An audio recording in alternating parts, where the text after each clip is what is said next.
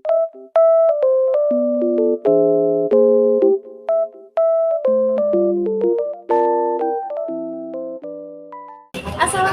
warahmatullahi wabarakatuh. Halo teman-teman semua, bertemu kembali dengan saya Nur Muhammad Fisada dalam acara Wawancara bersama Nur.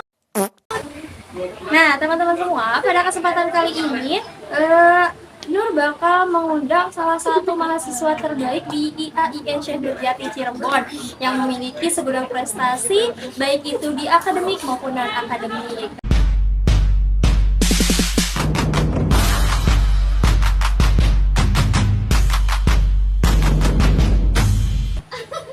Baik teman-teman, di sini Nur sudah bersama narasumber kita yaitu Teh Ica. Assalamualaikum Teh Ica. Halo, waalaikumsalam. Nah, selamat datang Teh Ica. Terima kasih banyak nih sebelumnya sudah menyempatkan waktunya di tengah-tengah kesibukan jadwal yang begitu padat dari Teh Ica.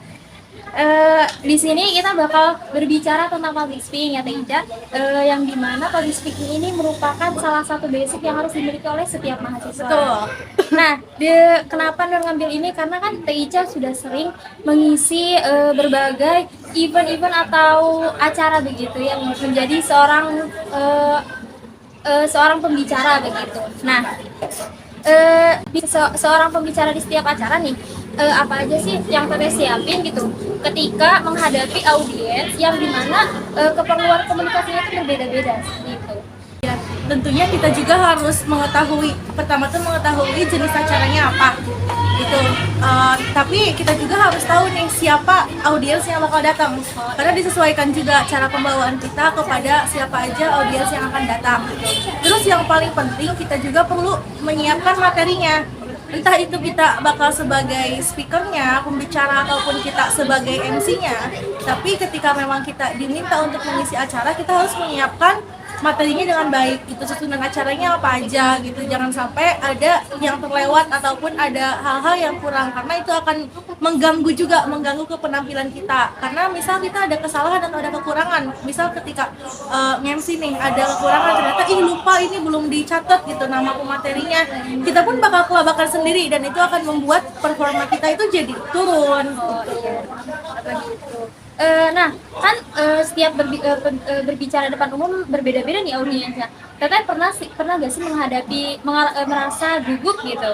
Tentunya pernah kan maksudnya? Pernah dong. Apalagi pertama-pertama nih. Nah, iya betul banget. Nah, cara Teteh menghadapi rasa gugup tersebut tuh gimana?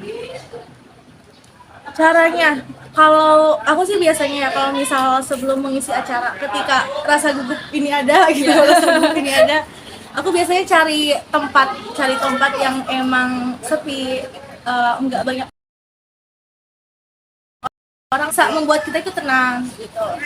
Terus kita juga jangan sampai beroverthinking. Jadi ketika kita gugup, stop dulu, jangan mikir yang enggak dulu gitu. Misal ketika gugup nih, aku malah mikir, ya aku gugup nih, aku pasti bakal gagal, aku pasti bakal salah ketika ini. Nah itu hilangkan, karena ketika kita berpikiran seperti itu, maka ya itu bakal terjadi gitu. Jadi gak usah, ya gak usah, karena itu mempengaruhi juga ke penampilan kita. Jadi ya itu sih paling sebelum kita tampil, kita biasanya menyiapkan juga tuh, bukan menghafal ya, lebih ke mempersiapkan lebih matang gitu materi yang akan disampaikan ataupun hal-hal yang akan disampaikan kepada audiens gitu. Karena kalau misal kitanya belum mempersiapkan secara matang, nah ketika kita gugup, kita tuh gak bisa improve gitu. Dalam artian ya kita bakal ketika kita gugup malah tambah gugup, bukan malah bisa mengatasi gugup tersebut. Nah, setelah menyampaikan materi kepada audiens nih Teh, pasti kan bakal ada pertanyaan-pertanyaan yang muncul gitu. Ya. Nah, misalkan ada pertanyaan yang tidak terduga nih dari audiens, apa yang bakal Teteh lakukan? Kalau yang ada pertanyaan yang tidak terduga, nah maka dari itu sebelumnya selalu mempersiapkan materi itu, jadi jangan hanya terpaku kepada materi itu saja gitu, tapi kita juga harus tahu nih materi itu tuh mencakup apa aja gitu, terus lebih luas lagi dicari lagi gitu. Karena kan kalau misal kita lagi nyampein suatu materi ke materi ya, ini konteksnya ke materi, kadang tuh ada yang pertanyaannya ngalir ngidul gitu kan, ngalir ngidul. Kita tuh harus bisa apa ya, sebenarnya harus bisa membatasi apa yang mau kita sampaikan gitu. Jadi ketika mereka ternyata menyampaikan apa yang di luar yang kita sampaikan. Nah sebisa mungkin kita juga harus mengembalikan ke topik yang emang lagi disampaikan gitu. Jadi kayak dikaitkan dengan apa yang kita sampaikan. Misal dia nanyanya tentang B, ternyata jauh banget. Nah, kita tuh harus bisa improve dan kemudian mengaitkan apa yang dia tanyakan ke materi yang kita sampaikan. Baik, Teh Ica, terima kasih. Kemudian nih ada pertanyaan terakhir, tips and trick gimana sih biar kita bisa percaya diri untuk berbicara di depan orang gitu, dan public speaking kita itu makin lancar dari waktu ke waktu. Yang biasa kita lakukan itu. Biasanya ya kalau misal pengen lancar gitu, kita harus banyakin gerbang gitu, ambil kesempatan ketika ada kesempatan, misalnya disuruh buat MC, disuruh buat menjadi pemateri ataupun apapun itu, ketika kita walaupun misal kita belum menguasai hal tersebut, ya udah coba aja gitu, karena kita juga masih tahap belajar. Nah ketika sudah banyak jam terbang, nah itu akan membuat kita menjadi semakin lancar gitu untuk public speaking.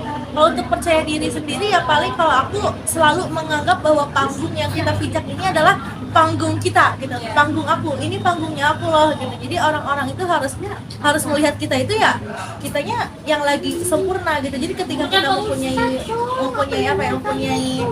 mindset kita harus tampil sempurna, kita harus tampil perfect gitu. Ke kitanya pun akan seperti itu gitu. Beda lagi kalau misal kitanya malah berpikiran kayaknya aku jelek, itu malah bakal bikin jelek gitu. Iya. Jadi menerapkan growth mindset sih, ke pikiran kita itu diarahkan untuk berpikir ke depan, bukan malah berpikir ke belakang yang membuat kita itu malah jelek performanya.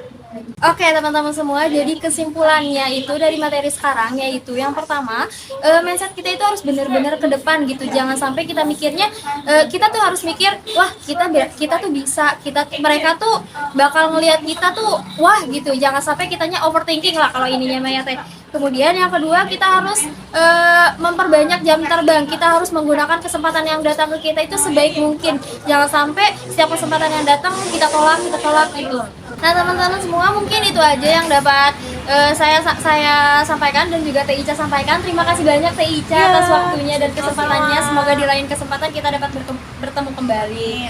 Amin ya Allah ya Rabbal Alamin. Teman-teman semua, terima kasih telah menonton video ini sampai akhir. Semoga materi ini dapat bermanfaat untuk teman-teman semua. Akhirul kalam, wassalamualaikum warahmatullahi wabarakatuh.